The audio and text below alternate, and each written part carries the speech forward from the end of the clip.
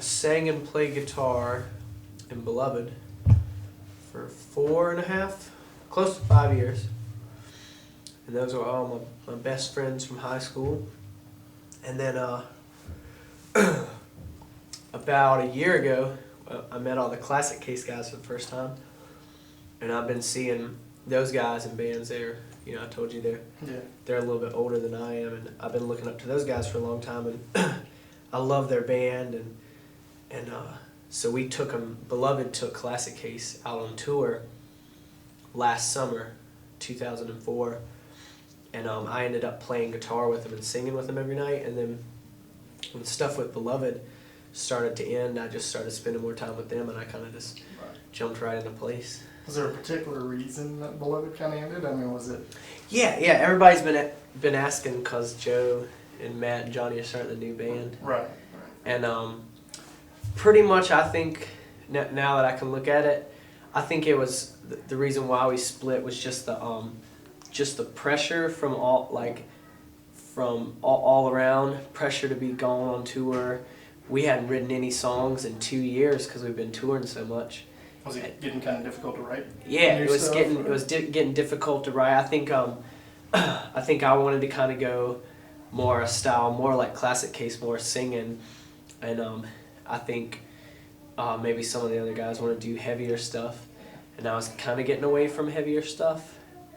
But I think it was just the pressure to be gone, and just the pressure of being in the band, and everybody around you always wants it just to get bigger and bigger and work harder and harder, and it's just kind of too much pressure with everything that was going on. Now 3 of the 5 guys in Beloved are engaged, so Johnny just got engaged last night. Really? Yeah, and awesome. Dusty got engaged about 2 weeks ago. So it's like we were trying to plan. So their lives are over anyway, pretty much, right? Pretty much. I mean, we were just trying to plan everything around that, and it was just getting scary thinking about, man, we're gonna have to keep this pace up, but try to still have some. Yeah, and then you gotta sort of do like grown up thing. You know, you gotta make sure you can pay the bills and the rent back home. And spend time with the wife and juggle all that. It's I think we could have made it work financially, but it was still kind of scary too. That part of it, because it's not the fun out of it at that point. Too. Yeah, it does. It's not. It wasn't just like our best friends in a little band, and now that we've just broke up and got all that away from, now Matt and Joe and Johnny are in a new band, and it's back for fun again, and it's What's the name of that band? It was going to be Prisoner, but I think there's another band called Prisoner, and so I think they changed it to Advent, but they're recording 3 songs with Jamie King in March. I mean, it's going to be a cool band, a good band, and it's not going to be full-time touring band. It's just going to be just fun and just to do it. What about as far as Beloved go? Was there a way to maybe not tour and finish out? Do some studio albums or? I wanted to. I mean, I was pleading with everybody. I'm like, we don't no more touring. We'll just take 6 months off. And I think I said that and I meant that, but I think it would have just been the pressure still would have been there. I think I'm sure the record company was like, you got to be out on tour. Yeah, so it's just CDs still sell. Yeah, I was totally let's just go disappear. Let's just hang out and try to make it like it was. But I don't think there was any way to make it like it was. Now once it gets certain size and you keep feeding the machine and that kind of thing. But when Beloved started, I wasn't even in the band. It was Joe, Dusty, this kid Sean Dallas, and this kid John Brim, and I had been in a band with Sean Dallas before, and I had been in a band with Joe before, and this was middle school bands. And so when Beloved started, Joe did all the singing and screaming and played drums, and I started hanging out with those guys more in high school. I'd always known them. I started hanging out with them more in high school, and I'd never sang in a band or anything. I don't know if they heard me singing in a car or singing acting stupid. I don't know. But one day Joe in high school was just like, "Hey man, you want to sing with us?" And I was like, "Yeah, I'll sing with you." He's like, "No, you want to be in the band and be the singer." I was like, all right. Give it a shot. See how it works out. So I used to just sing, and then Sean Dallas left the band, and we wanted to get another guitarist, and I was going to keep singing. So I started playing guitar just at practice, and then Matt's probably my oldest friend. I've known him since 4th grade. Like, we used to have like sleepovers and like make like forts underneath tables and like real little. And he's one of my oldest friends, and he worked with Dusty and I, and so we convinced him to be in the band. He didn't even like the band. He was just into like death metal, but we convinced him to be in the band. And so I was gonna quit playing guitar and keep singing, but for some reason I was just writing more stuff or something, and I kept playing guitar.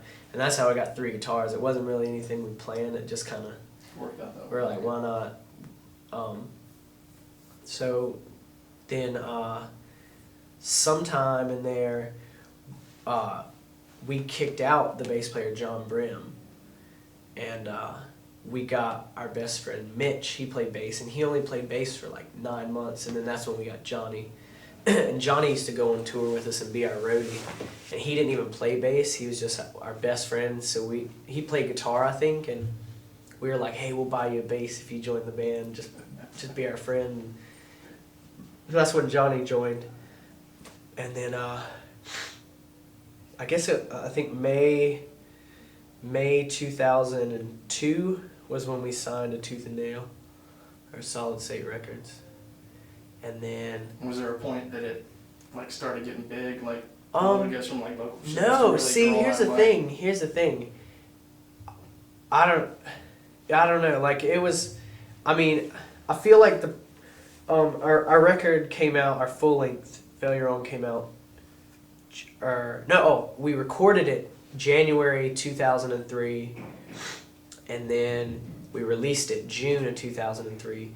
But I think the point when we started seeing it getting bigger just around here, everything had always been kind of small at shows, and then we had our CD release at Tremont. We booked it in the Casbah, and then it sold out in the Casbah, so we had to move it over to the big room, and this was all the same night, and it was like 800 people. And then ever since then, we never played in the small room ever again. Awesome. And then so everything just kind of got bigger from the day our CD came out. That's what I feel like. Well, talk about the last show a little bit. What is 2,000 people or close to 2,000? Yeah, people? I'd never been to a show at the Millennium Center, and I guess the first place we wanted to try and have it was this place called the Ritz in Raleigh that holds 2,400, but I've never even been to a show there.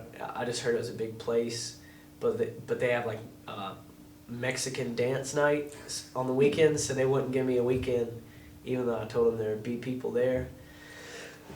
So yeah, they might have missed out on that one. Yeah, I remember plus Millennium Center's in Winston, which is basically where we're from. Right. So, and I've never been to the Millennium Center, but I just remember, I think I just remember hearing that there were shows there, and Dave Owen, who owned 533, I wanted to get him involved because he's just helped us out a ton. Like, he introduced us to our manager, and he's just always been there for us. So I was like, Dave, can you get me the Millennium Center? He's like, yeah, like, this is gonna be good. And everybody was like, you should have it I didn't know anywhere else bigger to have it. So we had it, we set it up, and then the first band we thought to ask was Norma Jean, because they've been our best friends. They were like the first band to take us out on tour. We actually played with them here like 4 or 5 years ago. And so I called them and asked them. And then the second band that ever took us out on tour was Under Oath. So I called and asked them. And then originally I wanted to get Code 7 because they're a really important band to me. Between the Buried to me because they're real important. I've looked up to them for a long time. And Glass Casket just because they're like our peers, and they've been doing real good, and we toured with them this summer. I have to say that I think the best that I've seen them was at that show. Yeah, I didn't even get to see them, but they totally have it, and yeah. I love their band. So it was those, Norma Jean, Under Oath, Code 7, Glass Casket, Between the Buried and Me. Between the Buried and Me couldn't do it because they were going through all their member changes, and Code 7 couldn't do it because somebody was going to be gone. So at this point, I had already joined Classic Case, so I was like, well, throw us on the show in front of 1 million people. So we put us on there, and then and plus it was my new band. Nobody knew about it, so I wanted to. It's a good opportunity. I wanted to introduce everybody, like, you know, I wanted to introduce the band to everybody, but I've been wanting everybody to know it's not like my new band. It's like, hey, I joined this band that's been around for 2 years, you know. Yeah, and then we put the tickets up online, and it just started selling real good. And I guess I felt like it was only like, I felt like there might have been. I mean, I knew it was gonna be good, but I wish we would have had it at a bigger place, because I really did. I remember you saying you didn't want it to sell out. Yeah, I really did want everybody to be able to come, but I know that the people that did come were the people that wanted to be there. Yeah, wanted to be there bad, and it came from probably half the people were probably out of state people. Oh, yeah. But yeah, so we just got there, set everything. I mean, it was just I thought it was a perfect place for it. It was awesome. Everything just looked good, and I don't know, everything just ran really smooth, and it was cool that we got Dave involved, because he's been there since the beginning, and then, you know, Norma Jean got to end up playing, even though they weren't supposed to play, they got to play, and That was cool, though. it was just a perfect night, like perfect way to go out, I think.